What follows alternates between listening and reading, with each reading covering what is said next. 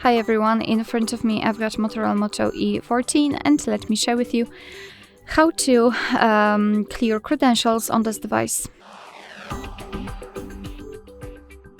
So let's begin with opening the settings, and here in this general list, of course, we have to scroll and find the option security and privacy.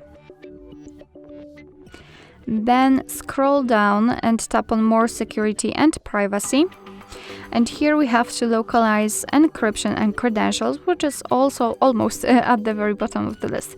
Here, on the other hand, at the bottom of the active options, we've got the option we're looking for. So clear credentials, let's tap on it and confirm it with OK.